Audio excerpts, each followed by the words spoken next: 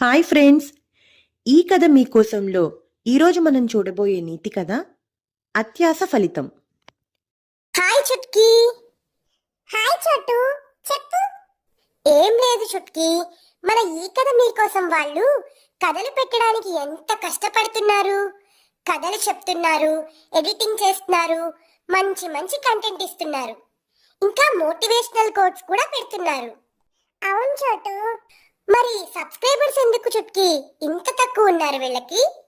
Friends, మరి మీరు కూడా వీళ్ళకి సపోర్ట్ చేయండి. లైక్ చేయండి, షేర్ చేయండి, కామెంట్ చేయండి, సబ్స్క్రైబ్ చేయండి, మర్చిపోకుండా బెల్లును కూడా క్లిక్ చేయండి. సరేనా చుట్కీ, ఇక మనం వెళ్దామా? అనగనగా ఒక ఊళ్ళో గోవిందుడు అనే ఒక వ్యక్తి ఉండేవాడు. గోవిందుడు ఆవులు గేదెలను మేపుతూ ఉండేవాడు. ప్రతిరోజు అతను ఆవులు గేదెల మందును కొండ ప్రాంతానికి మేత కోసం తీసుకువెళ్తూ ఉండేవాడు. అయితే అవి అక్కడ గడ్డి మేస్తూ చుట్టుపక్కల ఎటు పడితే అటు వెళ్ళిపోతూ ఉండేవి.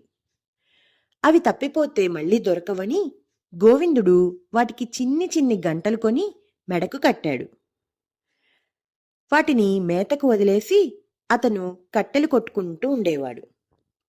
తిరిగి సాయంత్రం అన్నింటినీ ఇంటికి మళ్లించేవాడు. అలా గంటలు కట్టడంతో అవి ఎంత దూరంలో ఉన్నా వాటిని గుర్తించేవాడు గోవిందుడు. ముఖ్యంగా తనకి ఎంతో ఇష్టమైన ఆవుకి మంచి ఖరీదైన గంట కట్టాడు. అందువల్ల అది తప్పిపోకుండా ఉండేది.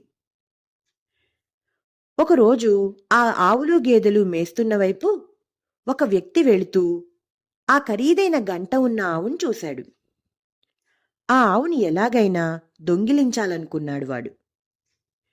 వెంటనే గోవిందుడి దగ్గరికి వెళ్ళి, ఆవు మెడలో గంట ఎంతో బావుంది, నాకు అమ్ముతావా? నీకు కావలసినంత డబ్బు ఇస్తాను అని అడిగాడు. వీడెవడో వెర్రివాళ్లా ఉన్నాడే, ఉత్తి గంటకి ఎంతో డబ్బులిస్తా అంటున్నాడు అని మనసులో నవ్వుకుని సరే అన్నాడు గోవిందుడు. ఆ వ్యక్తి ఆ గంటను తీసుకుని డబ్బులిచ్చి వెళ్ళాడు. ఆ మరునాడు ఆ గంట కొన్న వ్యక్తి గోవిందుడు ఉన్న చోటికి వచ్చాడు. నెమ్మదిగా మెడలో గంటలేని ఆవును తన ఇంటికి తీసుకుని వెళ్ళిపోయాడు. సాయంత్రం కాగానే ఆ ఆవు తప్ప అన్నీ కనిపించాయి గోవిందుడికి. గంట లేకపోవడంతో ఆ ఆవు ఎక్కడున్నదో అని తెలియలేదు. ఆవు పోయిందని చాలా బాధపడ్డాడు. ఆ గంట కొన్నవాడే ఆవును దొంగిలించి ఉంటాడని గ్రహించలేకపోయాడు. అయ్యో, గంట ఉంటే బాగుండేదే అని అప్పుడు చింతించాడు.